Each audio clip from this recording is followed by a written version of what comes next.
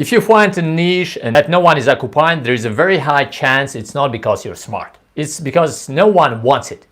This is one of the most expensive mistakes beginner entrepreneurs make. They spend months, sometimes years. They invest money, effort, energy, and only then discover that there is no real demand.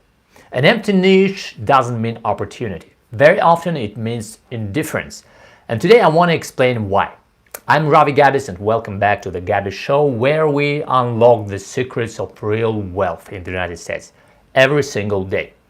Today we are talking about business. Yesterday we talked about the 5 P's of marketing: product, price, people, place, and promotion. And we came to one clear conclusion: business starts with promotion and business ends when promotion stops.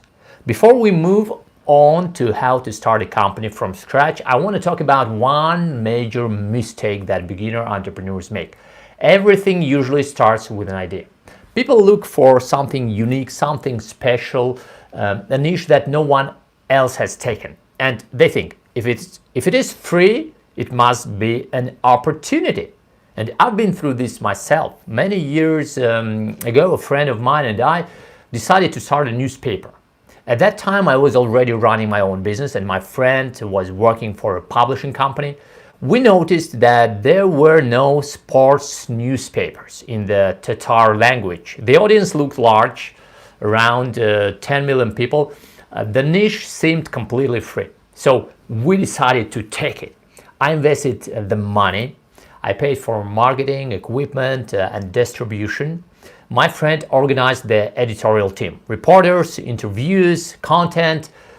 We even advertised on television. We were proud of what we had built. The first issue almost covered the expenses. The second one was worse. The third one was a disaster.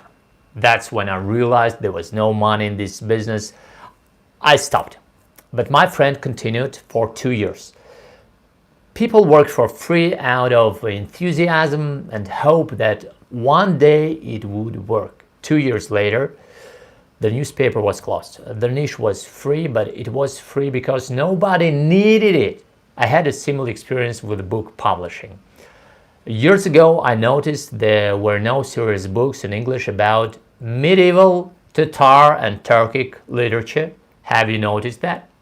And we noticed, again, the niche looked empty. I have a background in literature and I even have a PhD in this field. We knew the professors, we knew the experts, so we found a respected professor who allowed us to translate his book. I spent 6 months translating it and another 6 months editing it with an American editor. We invested a year of work. Later, we managed to sell about 2,000 copies to a government institute. And then suddenly the book was blocked. It was prohibited from being sold to government institutions completely. After that, no one needed it, no one cared. And here's the real lesson. Before you spend a year of your life, before you invest money and effort, try to sell first. If demand is weak, stop. If no one wants it, don't push harder.